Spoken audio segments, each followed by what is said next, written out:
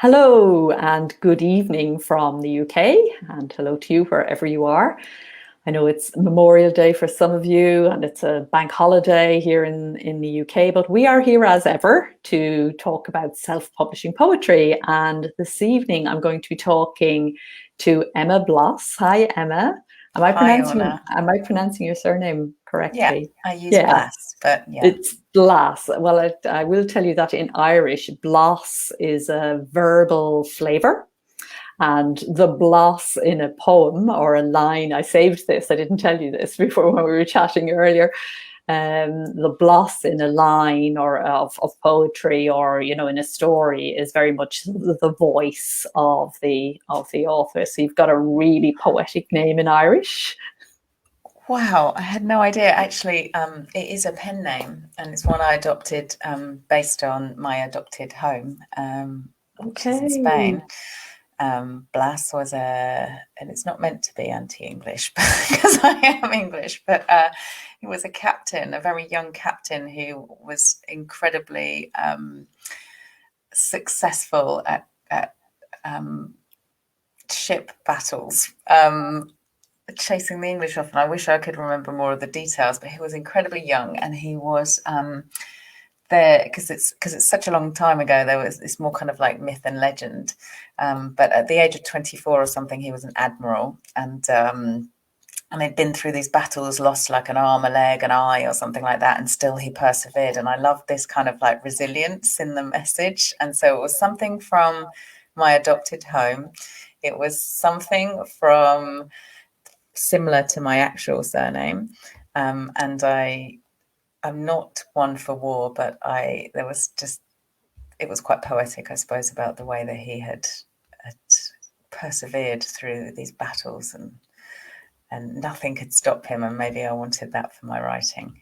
That's fantastic. And you have, because we are here this evening to talk about a second collection, getting a second book off the ground, up and out there. And we spoke a while ago on, I think it was not our last show, but our show before that. We were talking about the first poetry book and the significance of the first book. And of course, it's a hugely significant moment in any writer's life, getting that first collection together. So yeah, before we talk about book number two, which is going to be and the process of doing that and what you learned from it and what you took from book one into that, just tell us a little bit about yourself, the type of poetry that you write, and the links indeed between book one and book two. Sure. I am a bit of a world wanderer, but I have settled my feet in northern Spain in the Asturias. I fell in love with it doing a big van trip across Spain and Portugal from the UK to find a forever home. And my plan was to live in Portugal, but I completely fell in love with Asturias, which is kind of like a hidden jewel in the north of Spain that even people in Spain don't really know about, and hardly anyone in the UK has heard of. It's very like Wales. It's very lush, very green, which means it does rain a lot, but it has more sunshine and warmer weather than back in the UK, just as humid. And there's kind of like a bordering difference. Like we border Galicia, and I think Galicia to me is a bit more like Ireland. Yes, that's where my brother And lives, actually. oh, My really? brother and sister-in-law, yes, and niece, yes. It's just Yes. absolutely got. Well, I'm about 20 minutes from there, so we're right on the border, and it's just absolutely stunning, stunning, stunning, stunning. And yeah, as a poet, all the words were just pouring out, being inspired by this place. Um, Wonderful. yeah, I've also spent time working as living as a yoga teacher, and I'm quite interested in kind of like the universal spirit, and I think that sort of comes through. So nature based, not spiritual in the spiritual sense, like in a religious sense, but I think there's a certain oneness that is sort of woven into, or is found in nature that is woven into the poetry. I'm also in my day job, I work in diversity and inclusion, And so I'm quite passionate about inclusivity, and so sometimes my sort of like rage against against injustice sort of like gets woven in, but kind of metaphorically. Wonderful. Now, when you spoke about the experience of book two, we just start with the writing. You said that it was much smoother, and I think this is something that's really kind of important to say to self-publishing authors, because book one can be a bit overwhelming, right? With so many things to kind of get together. Talk to us a little bit about that. So I definitely approached book two logistically in the same way that I did book one. So rather than I didn't at any point get overwhelmed with either book, because I just chopped it up into small pieces, and I just concentrated on the manuscript first before I worried about anything else. So I wrote the first book, in a Word document, and then I got to the end and was like, oh, right, now what do I do with this? And then I looked into like Amazon and other publishers and the feasibility of everything. So it was very much, the first book taught me how to write a book, I suppose, and to call myself a poet and a writer, an author. It was more of I take a deep breath. I'll say it was more of like a personal journey of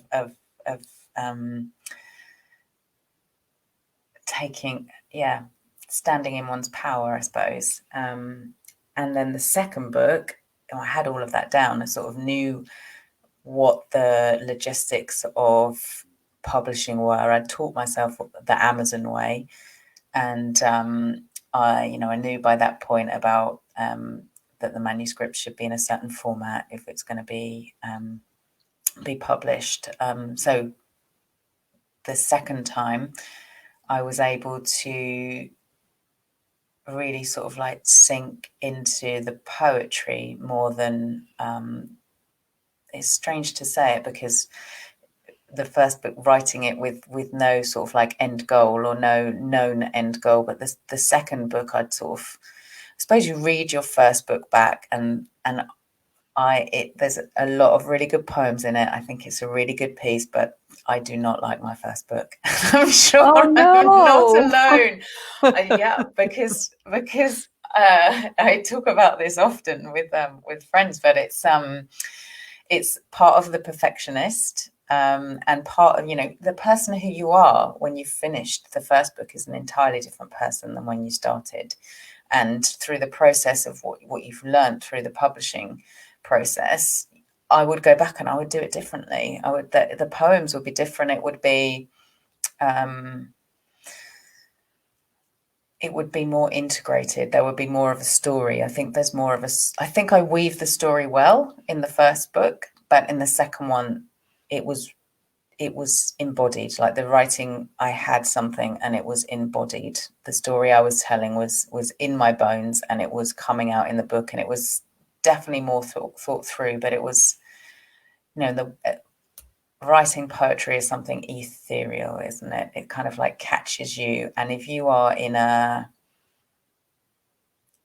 it's not necessarily, people write differently, but for me, it's not something like, okay, Monday morning at 10 a.m. I will write 20 minutes of poetry and it will be about this. So I have to kind of like create a mood for myself, and all of that mood was created by writing the first book, reading the first book back, putting it out there, not pressing delete. My finger was hovering over delete so many times.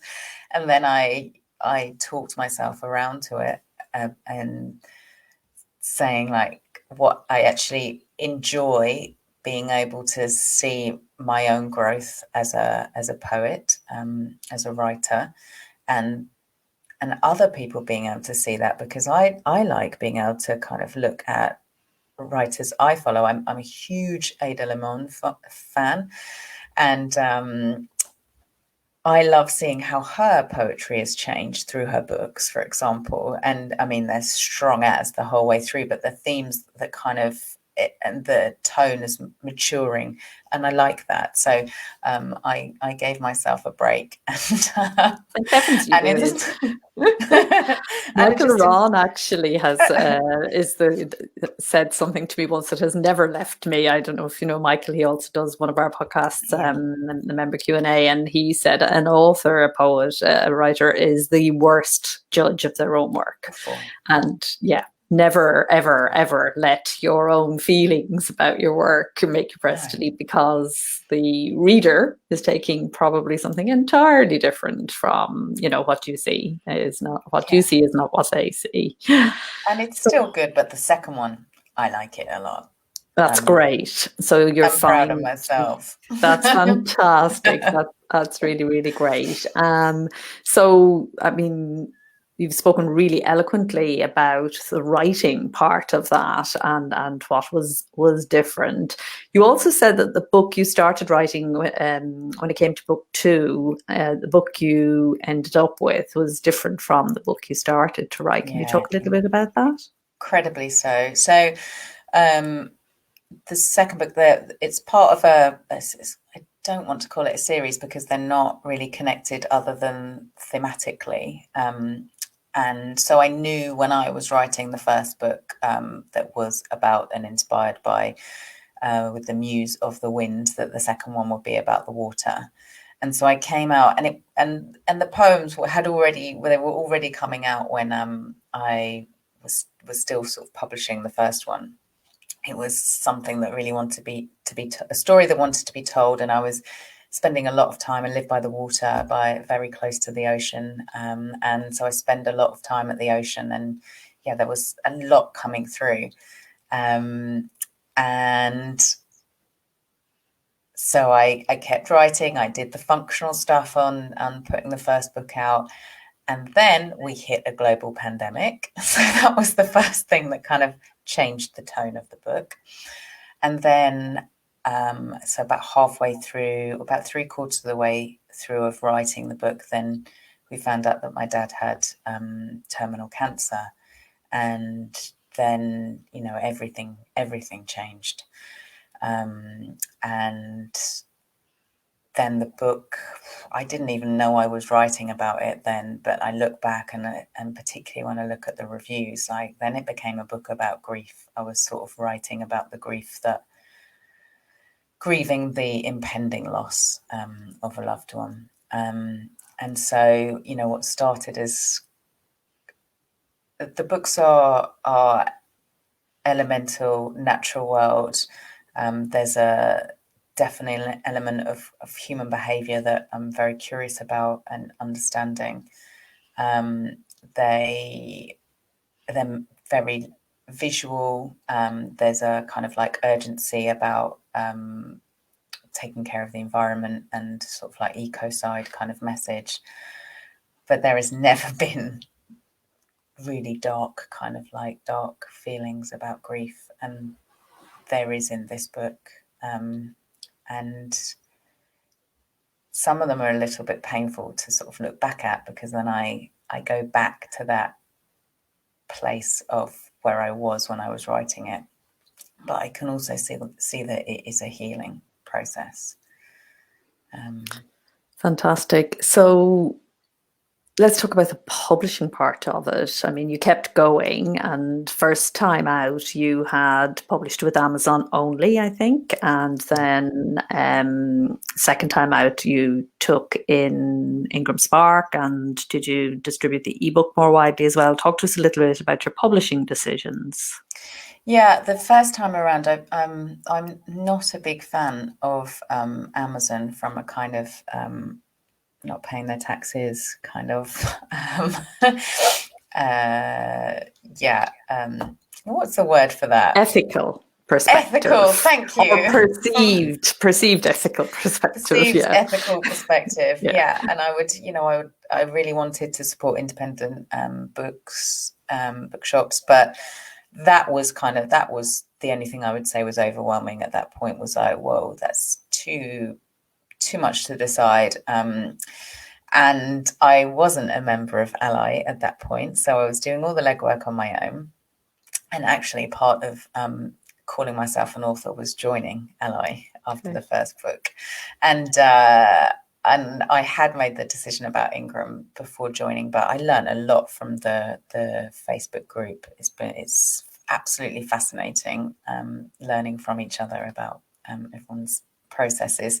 And so I decided, okay, this time, I've got this part, the writing process is much easier.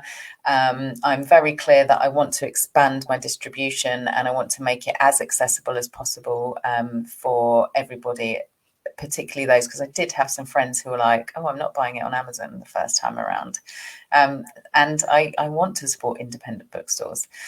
And I also decided I would be... I knew from the offset, rather than bring it in at the end saying, oh, I need reviews, and then sort of and pushing people I knew had bought it, please review me if you would like to. Obviously, don't feel obliged with all the caveats you have to put in, so as not to be leading anybody. And so I also knew that I wanted to do an advanced reader program, and so I was clear on that from the offset. So I went with Ingram Spark. I have not pushed the ebook too much, because I like that the ebook is more accessible from a price point, but I think for myself with poetry, it's got to be in a physical book. I don't know about you. Well, for us, for ALLi, I mean, I think everybody has their own personal preferences, and I too am a print book person, but that's partly my age. I recognize my daughter and all her friends, it's audiobooks, and right. And I read fiction, and I do read ebooks, and often I'll buy, though, a print book. If I've really loved the ebook, I'll buy print. Yeah. So I love print. But from ALLi's perspective, it's about the reader. It's not about us as the author. So it's about making the books available in as many formats as possible, and as widely as possible. And recognizing that, as widely as possible might mean just one distributor first time out, or on a particular book. We're busy, time is always at a premium, and so on. But ideally, audio, ebook, and print, have them up and out there, so at least the reader can purchase in their own preferred format, even if you're promoting one of those formats more than the other. Yeah. And so it is now more widely available, and we'll come on to talk about the pause later. Yes, so I won't say more about distribution here, but talk to me about the reviews, because I think this is really interesting, and folks who are listening might want to ask questions. Please do feel free to put a question or comment in the chat, people, if you have anything that you want to ask Emma about publishing a book second time out, book number 2. You kind of touched off it there about the reviews, and I know myself that you were determined, and I'm quite interested in how you went about this, and you were determined to get reviews. So tell people how you did that. Well, I did a bit of research first, because obviously there are lots of companies supporting authors out there in running art programs, but there aren't so many supporting poets. And so one part of me, because I'm quite stubborn and quite independent, was like, well, I'll just do it myself. And so actually I started approaching some authors. I was already part of Book Sirens as a reader, because I wanted to support the independent writing community, and I do also buy a lot of ebooks. I buy ebooks for stuff that I know I'm just going to devour really quickly. So I write nature poetry, but I love fantasy books. So, and I've got quite into Gaslamp fantasy recently, and so because I would devour far too many books and my bookshelf is already heaving, I do buy a lot of ebooks in those kind of formats. So I was already part of Book Sirens, and so I started approaching some of the reviewers that they have there. And I also did a lot of research at the same time on who does art programs. So I approached quite a lot of traditional organisations. Many of them told me, no, we don't do poetry, or no, we don't do self-published authors. Some of them put me in touch with other ones. They are quite expensive. And I also found it quite complicated about what they were offering. So there's no sort of like standardized package. And at that point, I was coming at it completely green. So I didn't really know what I wanted. So, but in short, most of them offer a kind of like quick burst of activity. So on your book launch, you can make a big kind of like impact, a big fuss about your book by maybe over 3, 4, 5 days, having bloggers review your book each day. They go out and push it in their social media. You push it in your social media. So in one way, you're marketing, and on the other hand, you're getting reviews, which you can then use for your own promotion activity. So I think they might range according to, or they might vary according to traditional, or not traditional, but fiction books versus poetry. But what seemed to be available mostly for poetry is about a week of activity. And so I reached out into the forum, and it was yourself, Orna, who recommended that I approach Anne Cater of Random Things. And yeah, I really liked the way that she came back with information about what to expect from a blog tour. And the price was quite reasonable. And at this point, I still didn't really know too much about it, but I thought, oh, okay, I'm just going to dive in. This book, I'm just diving in and doing everything. So I had that set up for launch. The premise is that you send books out about, ideally, I think you book this no later than 6 weeks before the launch of your book. And you send out, if you can, physical books or ebooks. But again, I think poetry is something to be, you have to touch the pages. And so I sent out physical books, which obviously increases the price or the cost for the author. And then they get reading, and wonderful Anne, or whoever is organising your blog tour, will then they're all scheduled in, and she will give them a little nudge on the day of review. And it's like Christmas for an author. It's like opening up the calendar, and there's a little chocolate inside. Like every day you're like, oh, what are they going to say about my book? And the reviews were absolutely incredible. So I will say I did a roundabout way of explaining it. So I did 3 different approaches in terms of getting reviews. One was using my own mailing list and fans. So I'm more on Instagram than I am in other social formats. So I have recruited the more enduring fans and the purchasers of the first book who enjoyed it to a mailing list. And so I offered it out to everybody. At one part of me was like, oh, but then I'm undervalue the sales of the second book. But like you said, you also buy physical books from an ebook that you like. So, and there was, I think there's always a scarcity demon sitting on the shoulder versus the abundance demon. And so I threw everything into abundance this time. I was like, well, I'm investing in my future with this book, so I'm throwing it all in. And so I offered it up to everybody. About 20 people took it. And I think by the end of it, maybe 4 or 5 of them actually completed the review. I would say this really surprised me by being my least effective prong. But also that is because of what happened in my life and not being able to kind of engage with people to keep the excitement about the launch going, because sort of the bottom of my world sort of fell apart, and then I just couldn't put myself out there.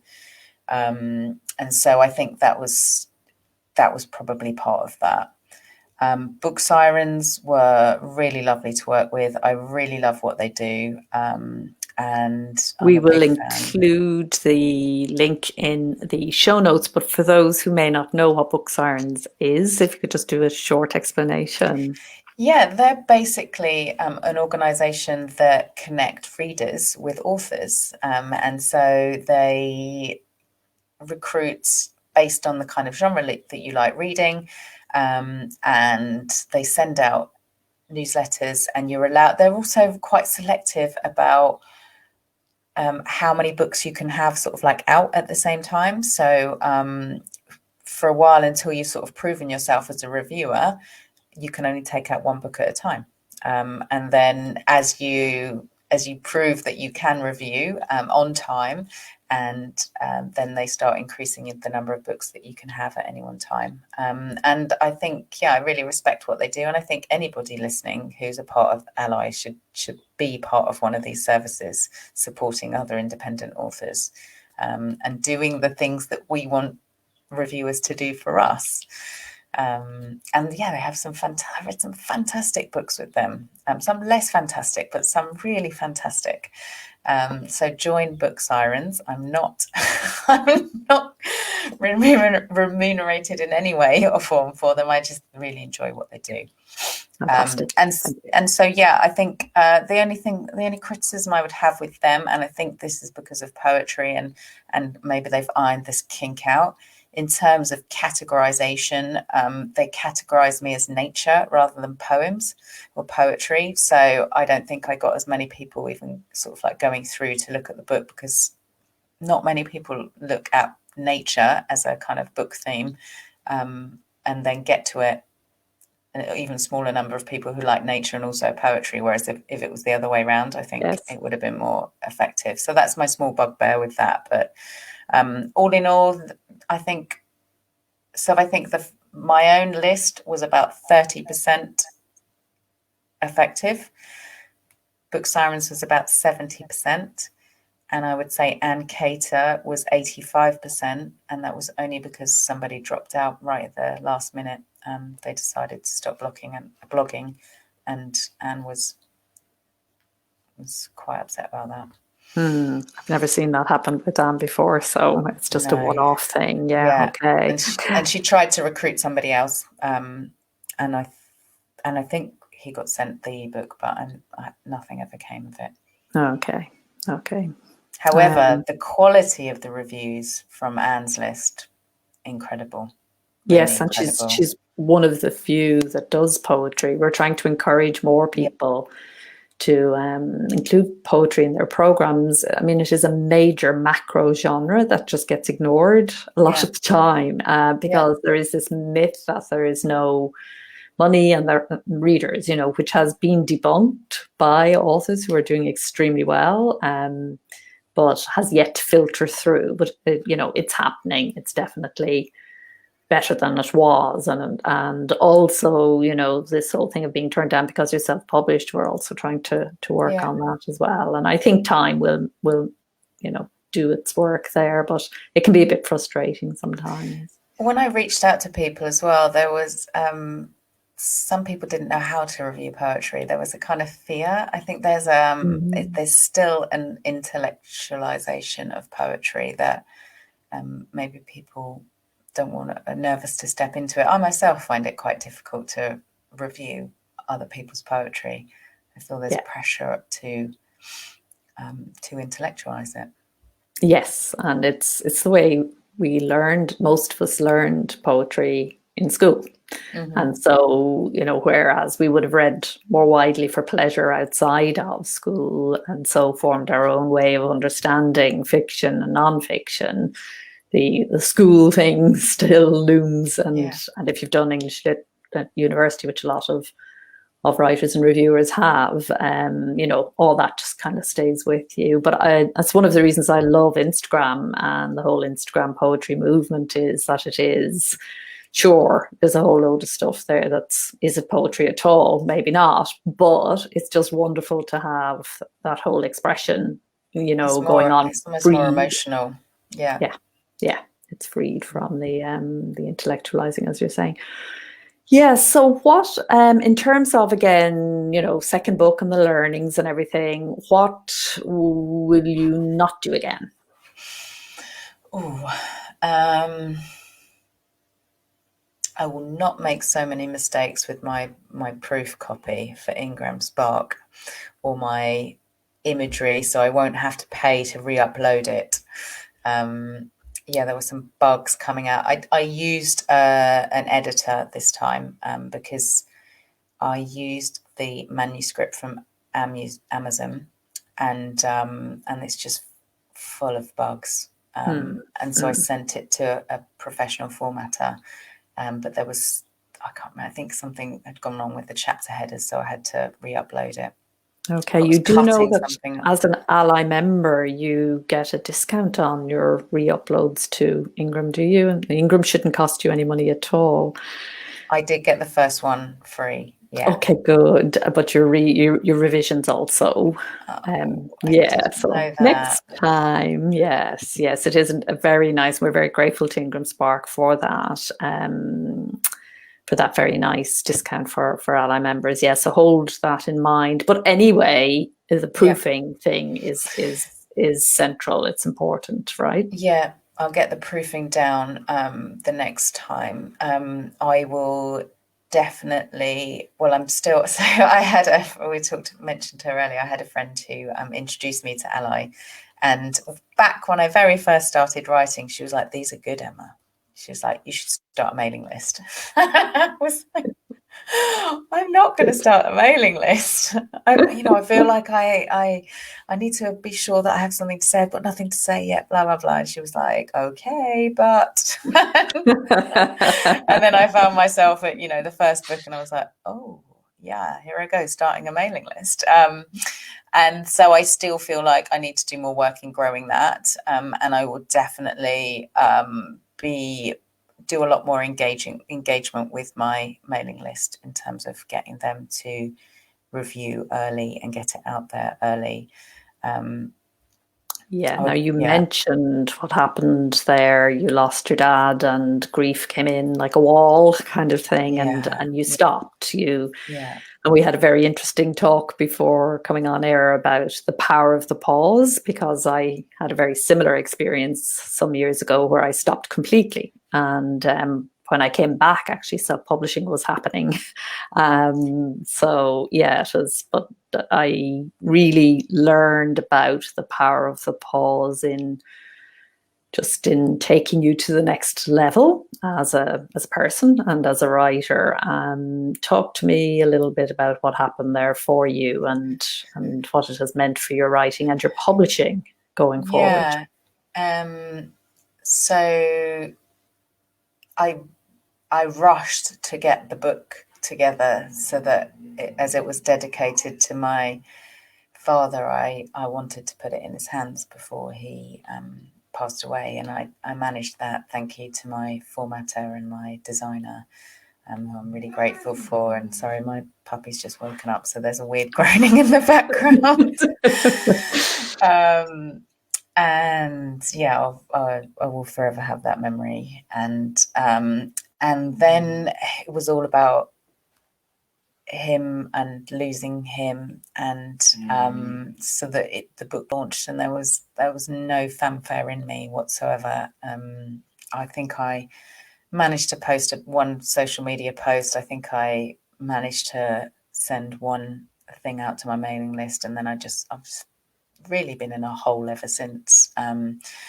And so I think what's made me realize is the thing about self-publishing and why I do it is about freedom, and retaining my freedom. It's kind of an emancipation from the chains of I'm not sure how to finish that sentence, but from the chains, just from the chains. But what it does mean is that, it would have been really nice at that point if somebody could have done the marketing for me and taken over and gone, okay, you've done your work with the content, with the creative thoughts, you've got your ARC set up, you've come some way. But then I couldn't do any of the other things that that needed to be done, and I still haven't been able to, because I still feel very, I was almost reluctant to do this podcast, because I still feel very, very quiet and very antisocial. I'm sort of in my cave, not licking my wounds as such, but kind of. And I'm in that pause, and it feels like that was something that I think most people can resonate with after 2020. Everyone kind of fell into a little bit of a pause, and now, as I mean, in the north of Spain, it's been a little bit more open, but as I speak to friends in the UK coming out of lockdown, there's some people that are a bit reluctant to go back to the old ways, and not feeling so sociable, not feeling so wanting to take the lessons, I guess, and yeah. hear what it's saying, which I think is, you know, as writers, we have to take in before we can give out, and that period of, you know, not rushing that, being brave enough to kind of just stay there. So you stay there as long as you need. And it's I'm quite I've gone through my writer's blocks, and I've had my issues, my bugbear with writer's block, and challenged it and be like, I want to be out, but I've made my peace with writer's block, and I see it as a time to do other things, whether that's to take in, like to bring some different inputs in, or to right now is kind of like, okay, well the book is out. There are things that I've been unable to do. What is this teaching me, or what could I do with this time instead? And so it's made me look more at the kind of content, because I am very passionate about inclusion and accessibility, and in my day job and in my life. And so I'm now putting together an audiobook, which I didn't have the capacity to do, kind of because of everything that was going on, and being sort of displaced. And so I'm working on the audiobook. I'm also, after that's done, then I'm going to look at doing a large print version, because I think poetry should be accessible for everybody. And so I want to make it as accessible as possible. And there were some other things I was doing. I still haven't, when I think about the marketing, the thing I thought after the first book, okay, second book, I'm going to get in there with the Amazon ads, and I'm going to sort of like do that kind of thing. And I just can't bring myself to do it yet. So maybe that will be book 3. Fair enough. For me now, it's about making it accessible, and also I think redefining my audience. And so when I feel like I can build community again, then I will be engaging in community, and that's something that I loved most about Instagram. Like, there's a lot of falseness that I kind of don't like, and that puts me off it. But the community that I found there is incredible and is wonderful, and it's more instant review, or more instant kudos that you receive, instant feedback.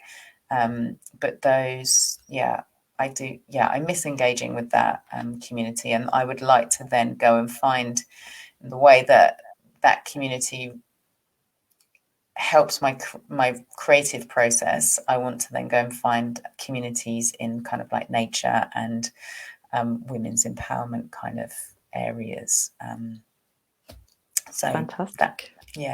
Community and content. That's what my pause has taught me. And also just to take the time and be sad. Yeah, exactly. Okay, well, listen, thank you so much for taking time out of your time out to come and talk to us and to tell us about your book 2. And just tell everybody, I think we've been calling it book 2 since the start of the show, and we haven't named it. So just a little bit about the book and where people can find it. Watery Through the Gaps is available wide. You can find it in most online bookshops and Amazon. It's a collection of but it's kind of also a curated story of moving from. I'm reluctant to say what the journey is because I like that everyone has their own interpretation of it. But for me, it's about how we are separate from nature, and in that we are separate from ourselves. And through the course of the book, we come back to find we find our way back to nature, and then we find our way back to a certain kind of freedom. Fantastic. Yeah, it's really badly articulated. No, on the contrary, it's beautifully articulated, and it exactly describes my experience in reading it. And thank you so much for coming to talk to us about publishing it. And when you get to book 3, maybe we'll have a chat about that. But until then, happy writing and lying low.